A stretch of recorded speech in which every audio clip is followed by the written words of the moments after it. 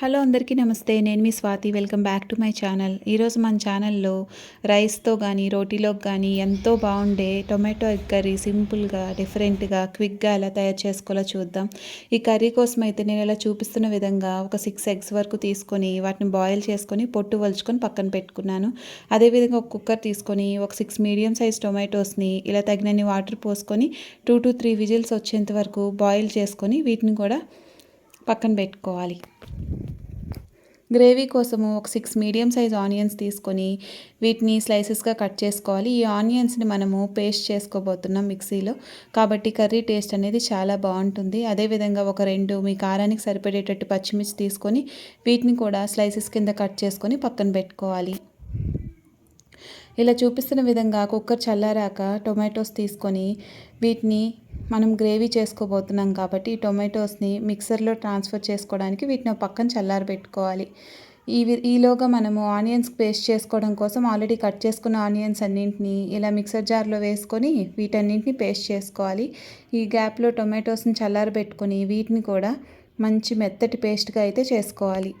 ఈ టొమాటో ప్యూరీని పక్కన పెట్టుకోవాలి. ఆ తర్వాత మన మసాలా పేస్ట్ కోసం అయితే ఇలా చూపిస్తున్న విధంగా అల్లము, వెల్లుల్లి, ధనియాలు, అదేవిధంగా హోల్ గరం మసాలా అన్నీ కలిపి తగినంత వాటర్ పోసుకొని మిక్సర్ జార్లో అయితే మెత్తటి పేస్ట్గా చేసుకోవాలి. నేను చాలా ప్రీవియస్ వీడియోస్లో కూడా ఈ పేస్ట్ వాడి చాలా రెసిపీస్ చేశాను.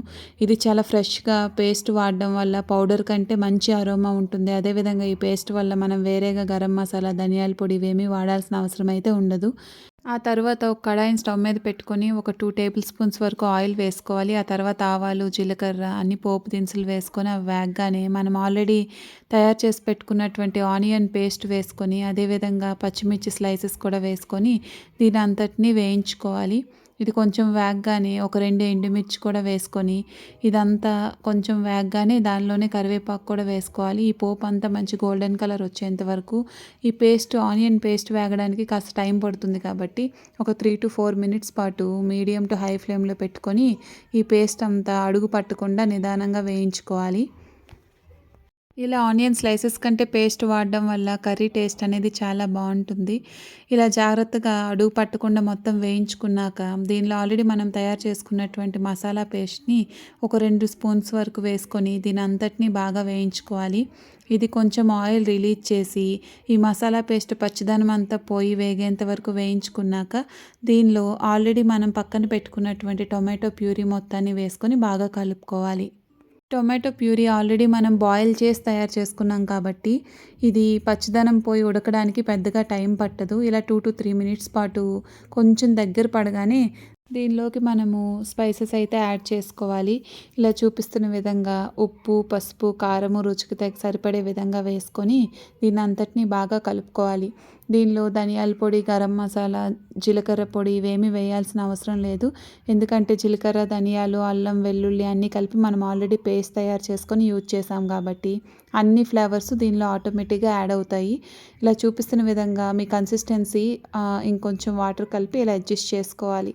ఎందుకంటే ఎగ్స్ వేసాక ఒక 2-3 మినిట్స్ పాటు ఉడికించుకుంటాం కాబట్టి ఇంకా చిక్కబడుతుంది కర్రీ కాబట్టి ఇలా చూపిస్తున్న విధంగా కొంచెం వాటర్ వేసుకొని కలుపుకున్నాక ఆల్రెడీ మనం బాయిల్ చేసి పక్కన పెట్టుకున్నటువంటి ఎగ్స్ కూడా దీనిలో వేసుకొని దీని అంతటినీ బాగా కలుపుకోవాలి.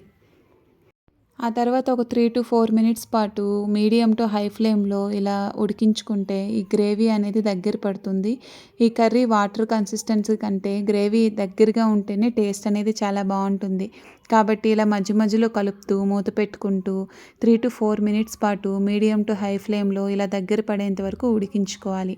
ఇలా చూపించిన విధంగా గ్రేవీ కన్సిస్టెన్సీ దగ్గర పడగానే దానిలో సన్నగా తరిగిన కొత్తిమీర వేసుకొని దీని అంతటినీ బాగా కలుపుకొని సర్వ్ చేసుకోవచ్చు.